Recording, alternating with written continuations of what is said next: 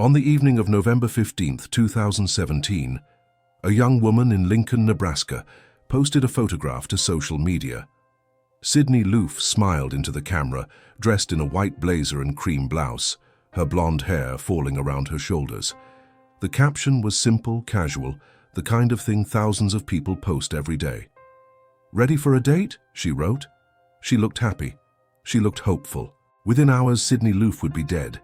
Her body would be dismembered, scattered across rural farmland in garbage bags, and her family would spend weeks searching for answers that seemed to vanish into the flat, endless Nebraska landscape. This is a story about trust, about the dangers hidden behind a screen, and about how a seemingly ordinary date became a carefully orchestrated murder. This is the story of Sydney Loofe. Before we go deeper, subscribe if you love true crime documentaries, and tell me in the comments where you're watching from. Sydney Sutherland Loofe was born on August 21, 1993, in the small Nebraska town of Neligh, a community of just over 1,500 people where everyone knew everyone else. Her father, George Loofe, was the principal of Neligh High School, a man deeply embedded in the fabric of the town. He coached football, taught driver's education, and embodied the kind of steady, dependable presence that small-town communities are built on. Her mother, Susie, worked as a special education teacher, and together they raised 3 children, Levi, Sydney, and Mackenzie. Sydney was the middle child, and from the beginning, she was a force of energy that her parents struggled to contain. She couldn't sit still during television shows without assembling puzzles, couldn't stay indoors when there was daylight outside. In summer, she rode bikes and ATVs with her brother Levi, tearing across the Nebraska countryside. In winter, she sledded with her younger sister Mackenzie, climbed trees and ran wild with friends. She played basketball, competed in track, and golfed with a natural athleticism that seemed to promise a future in sports. But in her teenage years, everything changed. Sydney was diagnosed with scoliosis, a severe curvature of the spine that made physical activity painful and eventually impossible. The diagnosis was devastating. Swinging a golf club became agony. Running was out of the question. For a girl who had defined herself through movement, through competition, through the sheer joy of her body in motion, the loss was profound. But Sydney Loofe was not someone who gave up. She adapted. She redirected her energy into theatre, joining the school's drama group and discovering a new outlet for her creativity. She developed a deep love for animals, bringing home stray kittens and caring for them with the same intensity she'd once brought to sports. She got tattoos, each one a marker of her identity, a symbol of her refusal to let her condition define her. On her arm she had the lyrics to a favorite song inked permanently into her skin, "One day everything will be wonderful." It was a mantra, a promise she made to herself, a beacon of hope in difficult times. Those words would take on a haunting significance after her death. After graduating from Neligh High School, Sydney made a decision that surprised some people in her small town. She chose not to pursue college. Instead, she moved to Lincoln, the state capital, about 3 hours from her family home. She rented her own apartment and got a job at a Menard's home goods store, determined to build an independent life. For Sydney, the move wasn't just about escaping the small-town atmosphere where everyone knew her story. It was about creating space, both physical and psychological, to figure out who she was becoming. She was 24 years old, navigating the complexities of adulthood, and like many young people in that uncertain phase of life, she was searching for connection. At work, Sydney earned a reputation as one of the kindest, most attentive employees. She went out of her way to help customers, stayed late to assist co-workers, and opened her home to a colleague facing housing problems in early 2017. It was the kind of quiet generosity that defined her character. She stayed close to her family despite the distance. Every evening around 10:30, she sent her mother a goodnight text, a small ritual that kept them connected. On weekends, she often drove home to visit her parents. But beneath the surface, Sydney was struggling. She had been diagnosed with depression and heightened anxiety, and the medications prescribed to her didn't seem to be working. On November 10, 2017, during a visit home, she confided in her mother about her mental health struggles. Susie immediately called a doctor and scheduled an appointment. Sydney wasn't alone, though. She had close friends, people who cared about her. But she was also searching for something more, a romantic connection, someone who truly understood her. That search led her to Tinder, the popular dating app where millions of people swipe through profiles, hoping to find love, companionship, or at least a pleasant evening. Sydney was looking for a genuine connection. What she found instead was a trap. On November 11, 2017, Sydney matched with a profile belonging to a woman named Aubrey. The profile showed a young, attractive woman with dark features, and their conversation flowed easily from the start. They talked about their interests, shared opinions, found common ground. Within days, they agreed to meet in person. On November 14th, Aubrey picked Sydney up at her apartment. They drove around Lincoln, talking and laughing, getting to know each other in a casual, comfortable way. By the end of the evening, Aubrey dropped Sydney back home and sent a text, "Good night, beautiful." Sydney was elated. She felt a surge of excitement and anticipation that anyone who's experienced a promising first date will recognize. She immediately texted her childhood friend Brooklyn and told her about the date, describing Aubrey as sweet and fun, 25 years old, someone who seemed genuinely interested. She even sent photos of Aubrey to Brooklyn. Later that night, Sydney also chatted with her co-worker Tara, admitting that she was a little worried. She'd had bad experiences with online dating before, situations where women she'd met on apps turned out to be part of couples looking for a third person for sexual encounters. Sydney wasn't interested in that. She hoped Aubrey was different, that this connection was real. On November 15th, after finishing her shift at Menards, Sydney went home, changed into her white blazer and cream blouse, and prepared for a second date. She took a selfie and posted it to Snapchat, looking happy and confident. Her mother, Susie, saw the photo and felt a strange unease, though she couldn't explain why. They'd spoken the day before, and Sydney hadn't mentioned any plans. Still, Susie didn't want to seem overprotective, so she said nothing. That evening, Sydney left her apartment to meet Aubrey. She never came home. When Sydney didn't send her usual goodnight text at 10:30, Susie Loofe felt a creeping sense of dread. She tried calling her daughter repeatedly. No answer. She sent texts. Nothing. By the next morning, Susie's worry had transformed into panic. She called Sydney's workplace and learned that her daughter hadn't shown up for her shift, something Sydney would never do without notice. Susie and George drove to Lincoln immediately. They went to Sydney's apartment and found it locked, undisturbed, with no signs of a struggle. Sydney's car was parked outside. Her cat was inside, hungry and confused. Everything suggested that Sydney had simply walked out the door and vanished.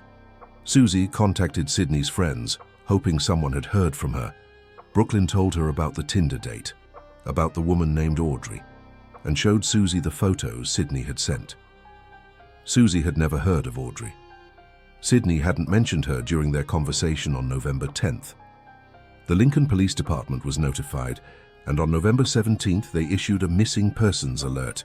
Sydney's photo appeared on local news broadcasts, and the story spread quickly through social media. Friends and strangers joined search parties, combing through parks, neighborhoods, and rural areas around Lincoln. But there were no leads, no sightings, no clues. It was as if Sydney had stepped off the edge of the world.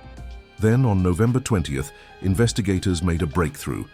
They'd been analyzing Sydney's phone records and social media activity, tracing her final communications. The Tinder messages with Aubrey led them to a phone number, and that number was registered to a woman named Bailey Boswell. Police ran Bailey's name through their systems and discovered something unsettling. Bailey Boswell, age 23, was romantically involved with a man named Aubrey Trail, age 51. Trail had an extensive criminal history, including convictions for theft, fraud, and forgery. More disturbingly, there were reports that Trail had been involved in a bizarre scheme involving young women, financial manipulation, and claims of supernatural powers. Investigators tracked Bailey and Aubrey to the Wilbur Hotel in Wilbur, Nebraska, a small town about 40 miles southwest of Lincoln. On November 27th, police arrested both of them, but when questioned, they denied knowing anything about Sydney Loofe. They admitted to matching with her on Tinder, admitted to going on a date, but claimed they dropped her off at her apartment on November 15th and never saw her again. There was no evidence to contradict their story. No body, no witnesses, no physical proof linking them to Sydney's disappearance. The case seemed to stall. Then, on the morning of December 2nd, a man named Rick was walking his dog along a gravel road in rural Clay County, about 90 miles southwest of Lincoln. He noticed something strange near the roadside, partially hidden in tall grass. Garbage bags.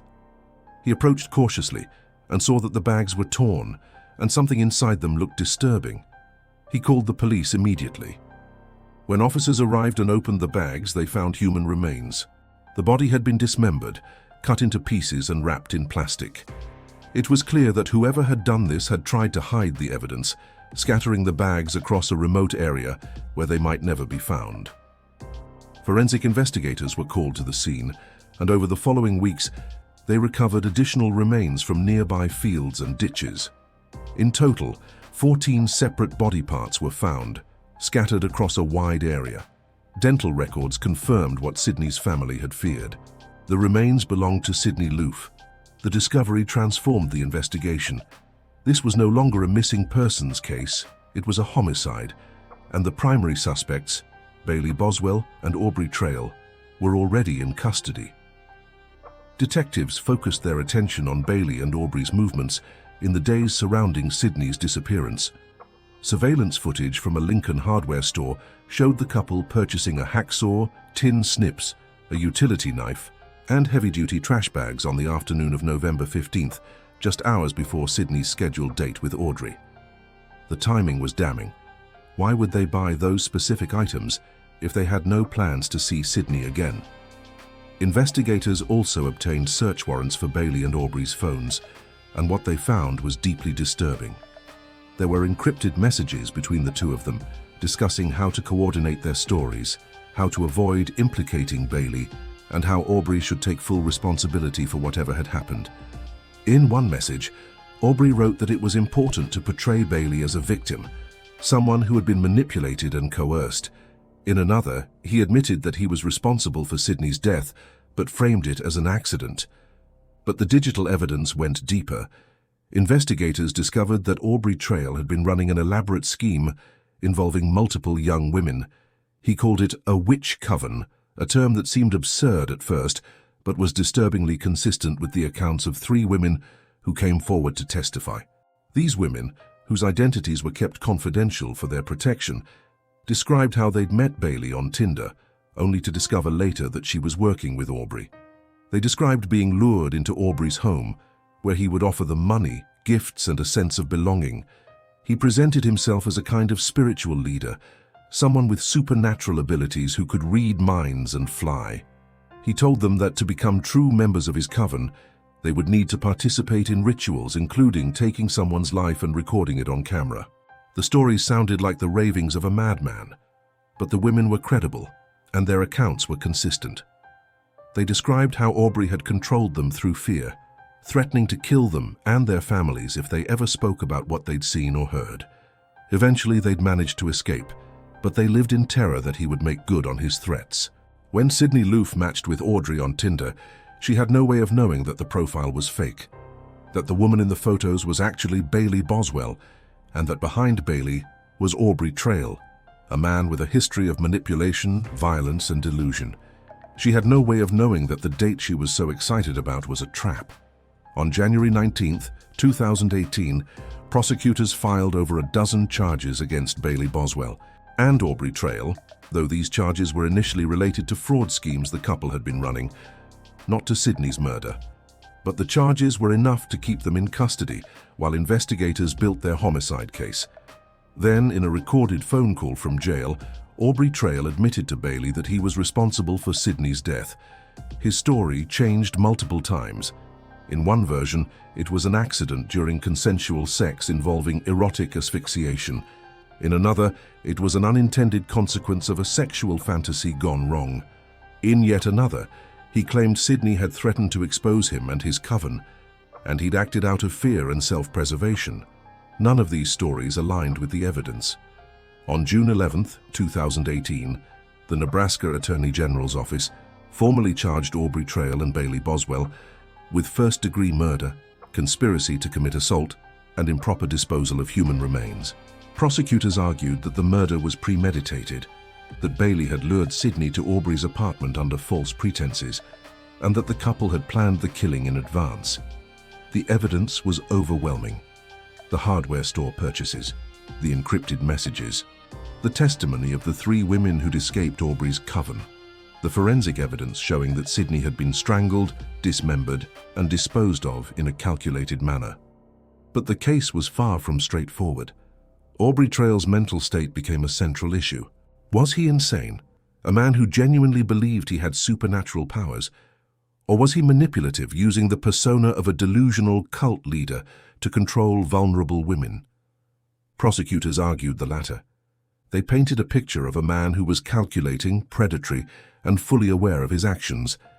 Defense attorneys countered that Aubrey was mentally ill, that his beliefs about witchcraft and covens were symptoms of a deeper psychosis, and that while he was certainly responsible for Sydney's death, it wasn't premeditated murder. Aubrey Trail's trial began in June 2019, and it was one of the most dramatic criminal proceedings in Nebraska's recent history. The prosecution presented their case methodically, walking the jury through the timeline of Sydney's disappearance, the discovery of her remains, and the evidence linking Aubrey and Bailey to the crime.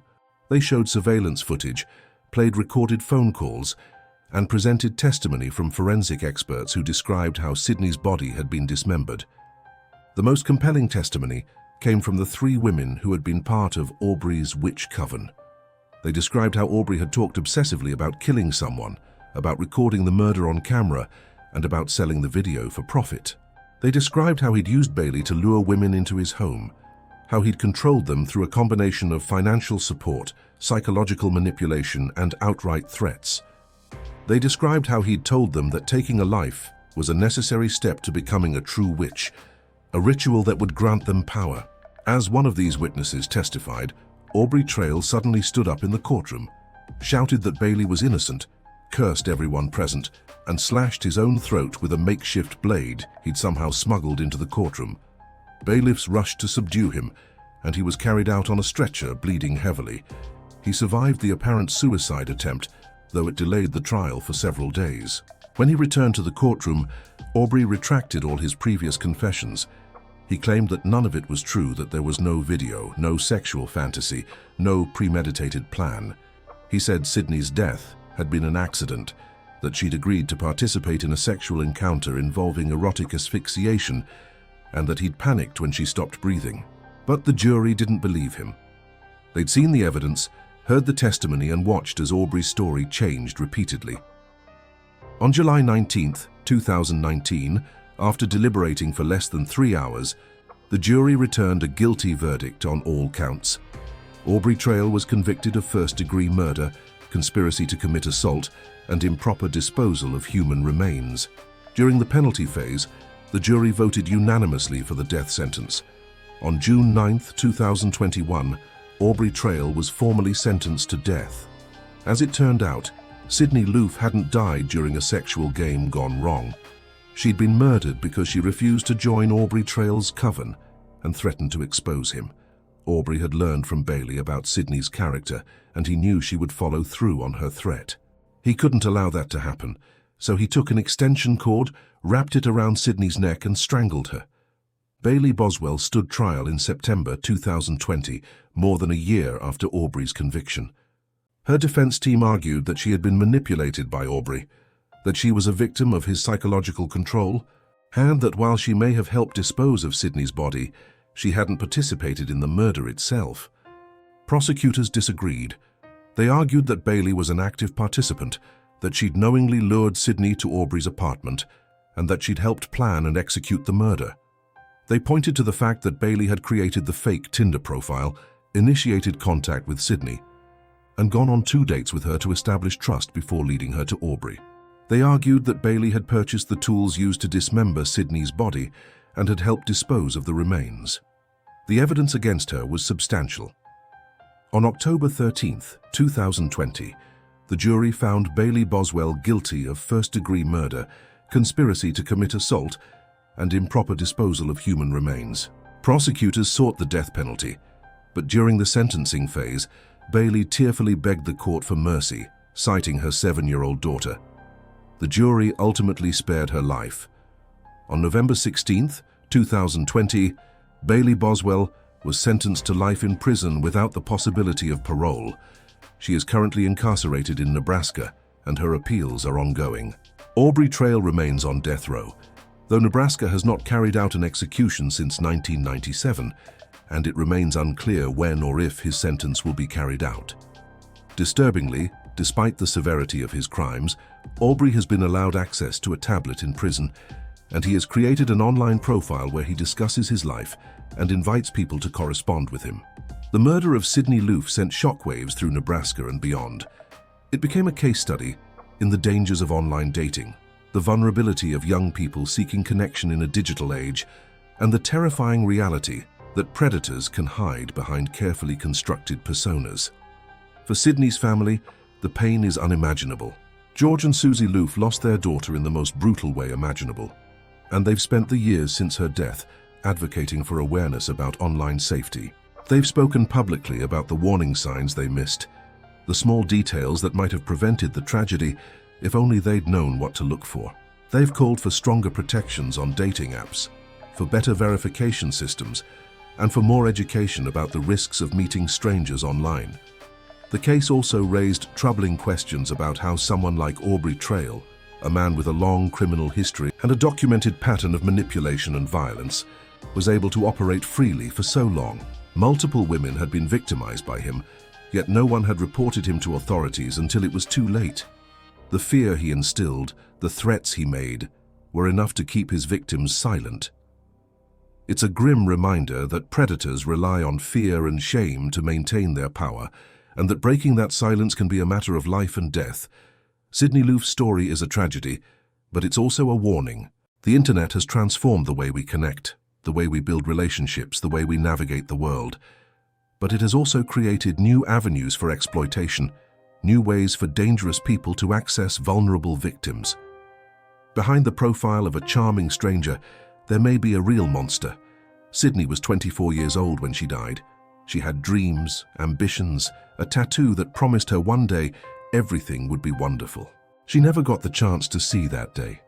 Her life was stolen by two people who saw her not as a person but as a target, a means to fulfill a twisted fantasy.